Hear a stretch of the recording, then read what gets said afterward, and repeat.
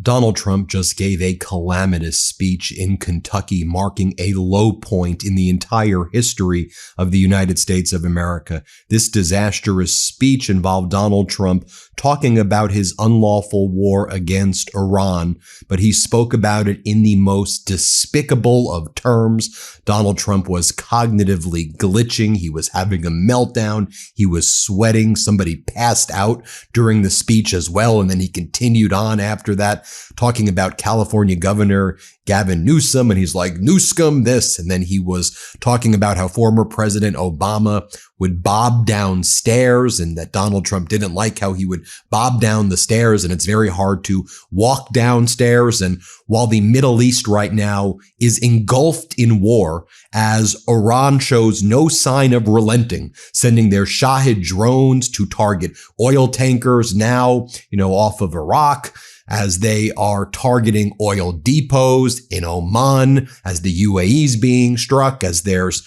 strikes taking place in northern Israel, and Iran is ramping things up. Donald Trump's like, they're obliterated. We've won. They've surrendered. So let me show you what went down so you can just see it for yourself right here.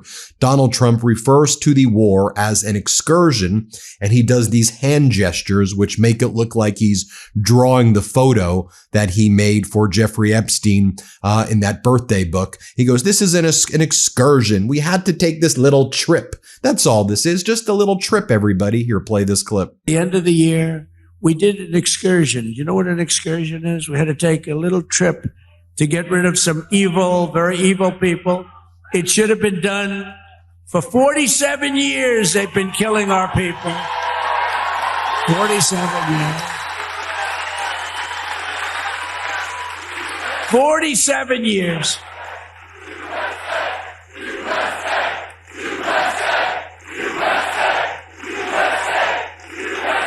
And I can only say this. They were all prepared. They're very strong. They were going to try and take over the whole Middle East. They were going to knock out Israel. They don't know what the hell hit them, right? They don't know what hit them. They got hit by the American military. They don't know. They say, what the hell is happening? They didn't expect anything like this. To bring down energy costs for American workers and families and businesses like this one, we ended the Green New scam. You know the scam? Then Donald Trump talked about how his regime knocked out 54 ships in 2 days. And Trump says, the idea that I had is I wanted to take over the navies of Iran and they should just work for us. But my general said it's so much more fun killing the Iranians than helping them become part of the U.S. Navy. I mean, what's this guy talking about? Here, play this clip. They knocked out 54 ships in 2 days, and they're real ships. In fact, I got angry at my people. I said, are they any good? Yeah, they're warships. I said, why the hell did we kill them? Why didn't we just capture them and use them in our Navy?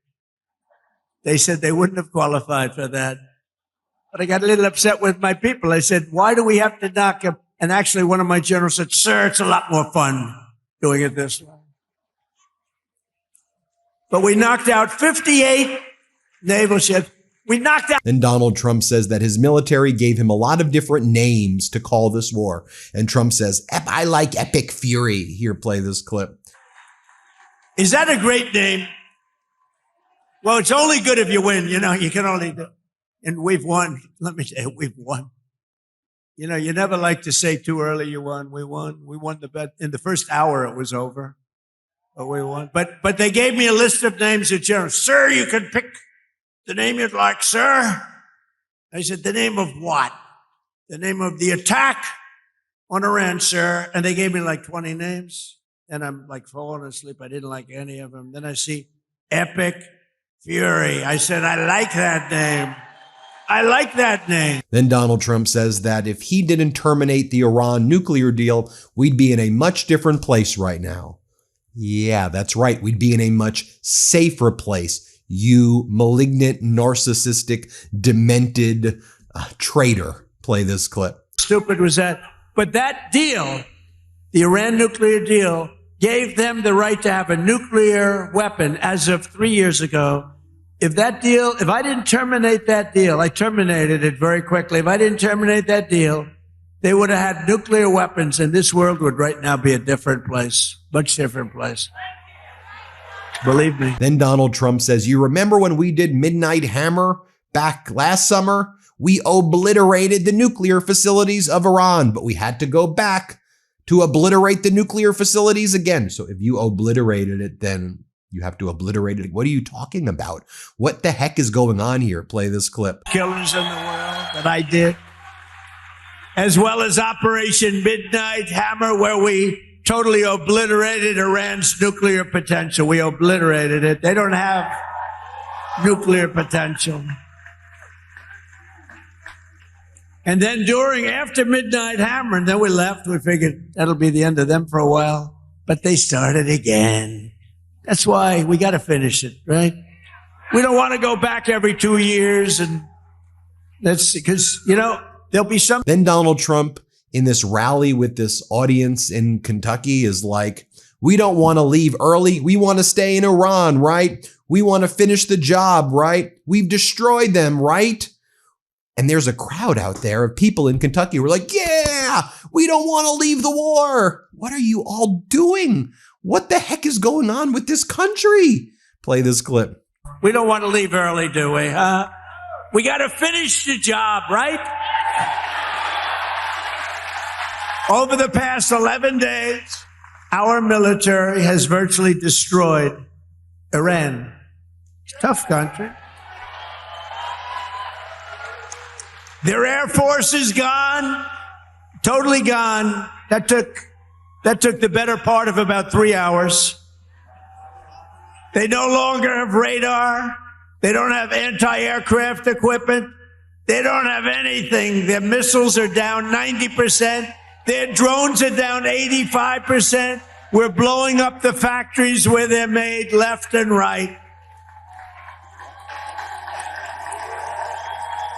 And frankly, nobody has ever seen anything like it.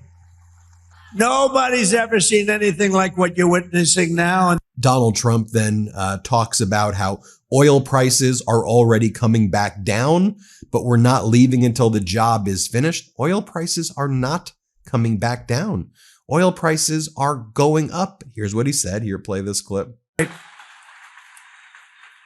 But oil prices are already coming back down, and it's going to come down, but we're not leaving until that job is finished, and it's going to be very fast. It's going to be very fast. Let me tell you, if there's a surefire way to wake up feeling fresh after drinks with friends, it's with pre-alcohol. ZBiotics pre-alcohol probiotic drink is the world's first genetically engineered probiotic. It was invented by PhD scientists to tackle rough mornings after drinking. Here's how it works.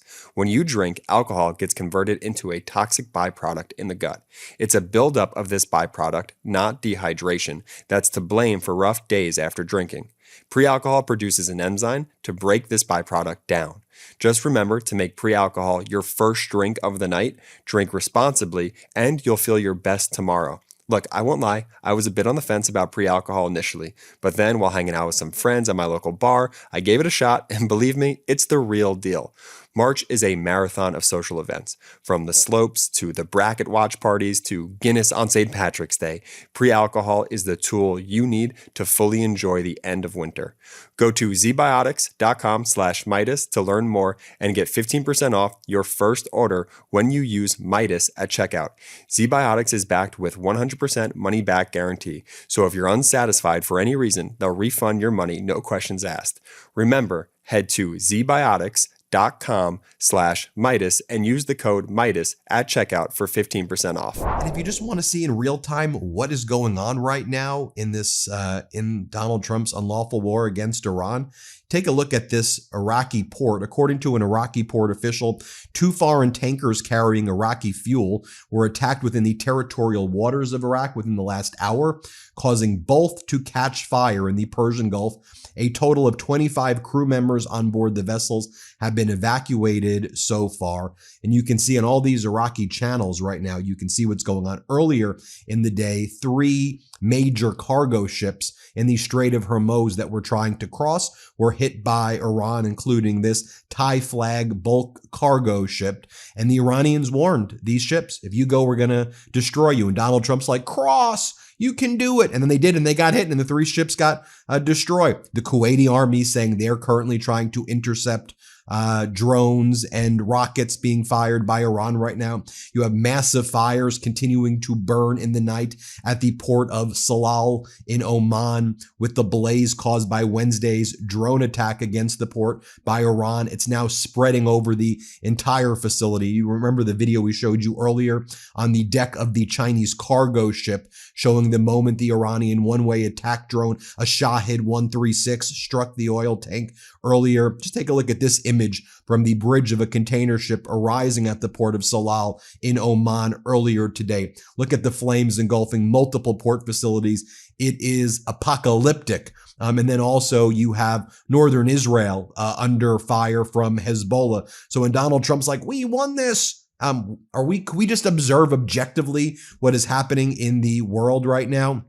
So then Donald Trump says, I'm also pleased to report that the International Energy Agency is agreeing to coordinate the release of a record 400 million barrels of oil from various national petroleum reserves.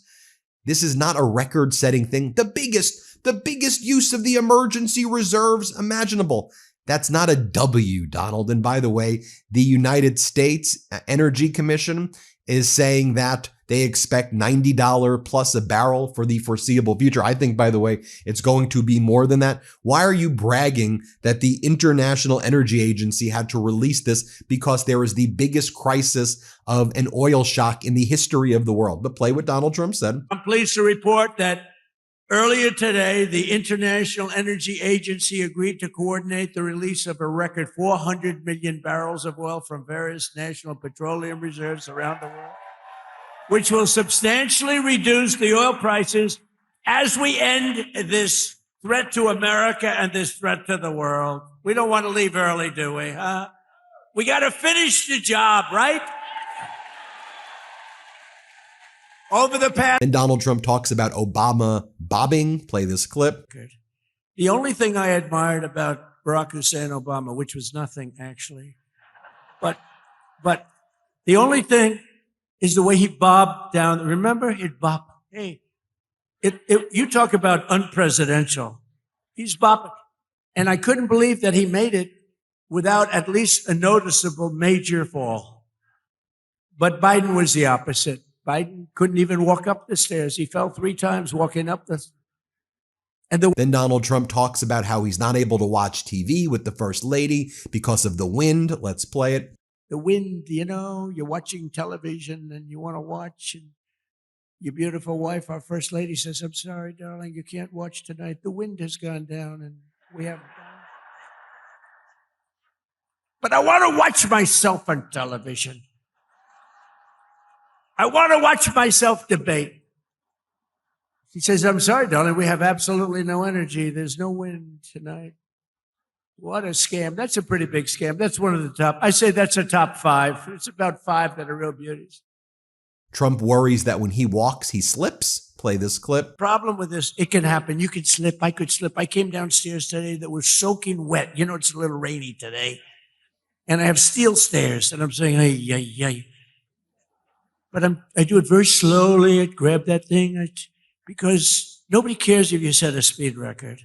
Then Donald Trump's talking about Gavin Newsom, and then somebody passes out. You can see for yourself. So, in an interview,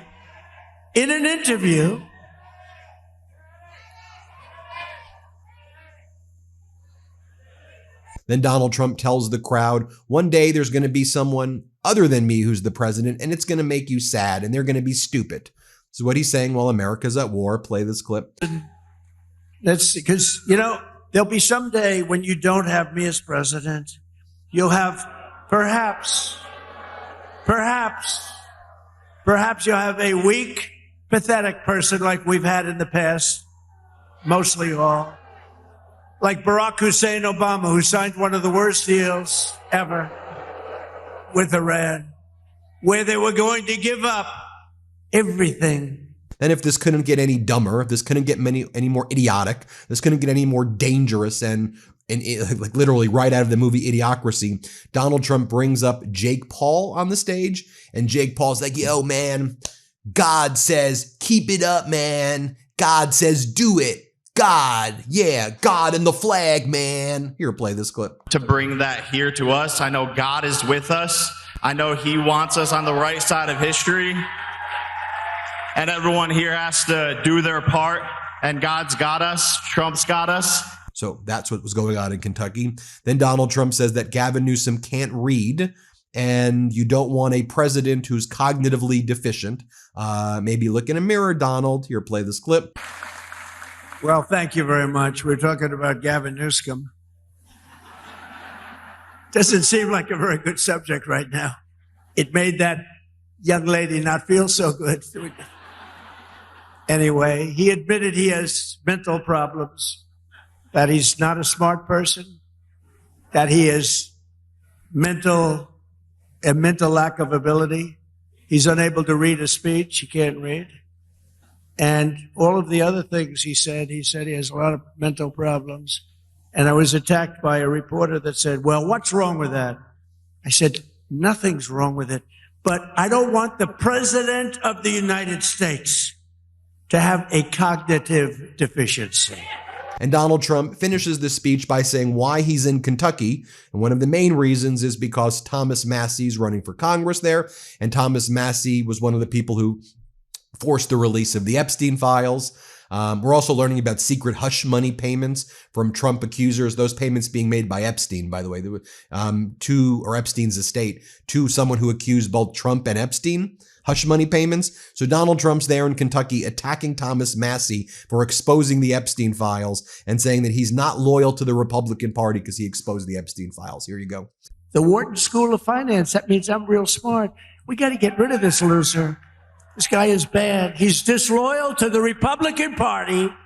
He's disloyal to the people of Kentucky. And most importantly, he is disloyal to the United States of America. And he's got to be voted out of office as soon as possible. On the other hand, there you have it, folks. Let me know what you think. Hit subscribe. Let's get to 7 million subscribers. Thanks for watching. Want to stay plugged in? Become a subscriber to our Substack at MeidasPlus.com. You'll get daily recaps from Ron Filipkowski, ad-free episodes of our podcast, and more exclusive content only available at MeidasPlus.com.